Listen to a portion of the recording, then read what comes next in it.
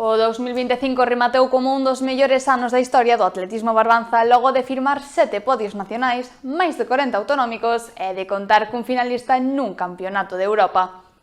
A competición de inverno está en pleno desenvolvemento no atletismo, pero como ano natural, o balance do 2025 está xa realizado.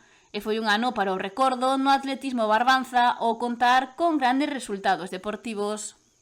En xeral foi moi positivo. A nivel de resultados de tanto a nivel galego como nacional e internacional foi un dos mellores da historia do club.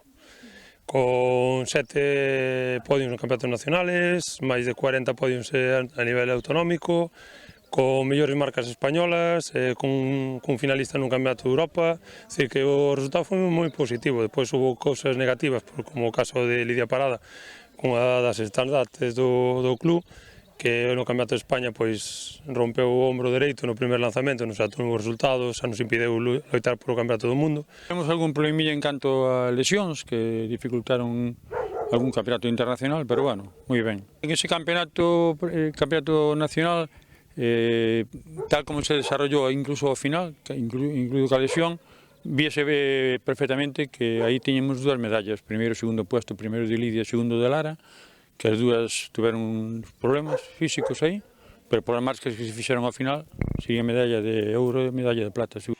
E as expectativas para este 2026 son favorables. Temos iguales e incluso un poquinho máis, porque temos sub-20 preparando o Campeonato do Mundo, sub-18 preparando o Campeonato de Europa, Lidia recuperándose da lesión, que estamos prácticamente 100% recuperados, agora hai que buscar a forma outra vez a nivel deportivo. Non descartamos luchar por o Campeonato de Europa absoluto deste ano, é dicir que as expectativas é igual ou... Neste sentido, hai varios nomes que poderían seguir soando polo seu bo desempeño nas pistas. En jabalina estaría Enzo López Moure, por exemplo. En velocidade punta, por exemplo, está Eloi. E responde ás expectativas, pois estarán ao nivel mínimo. Hai varias datas marcadas en vermello no calendario, sobre todo en xullo e en agosto.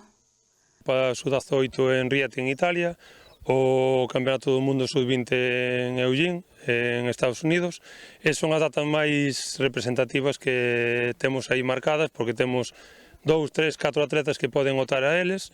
Sería o seu primer, no caso do sub-18, a súa primeira vez internacional, no caso do sub-20, sería o seu primer mundial, como no caso de Lara Iglesias, que foi finalista dos últimos europeos. E son objetivos moi importantes de cara ao seu crecimento como atletas, están dentro das súas expectativas e están moi cerca xa de poder conseguir os resultados. Ademais, destaca que a base mantense con cifras similares ás dos últimos 10 anos. Ter unha base de licencias entre 120 e 130 anuales, nas categorías menores andamos rondando casi aos 100 rapaces de menos de 14 anos, están respondendo ben, ora os pequeniños foron subcampeóns provinciales, temos para a próxima semana o Campeonato Galego escolar de categorías menores en campo a través, que temos opcións tanto en benxamíns como en alevins, é dicir, que temos unha base que vai funcionando e, sobre todo, estamos tendo bons resultados a partir de sub-16, que cando empezan a aspirar a grandes campeonatos, Campeonato de España, Campeonato de Europa, e ano tras ano, aparte dos que están cumplindo, e cada ano vamos incorporando xente.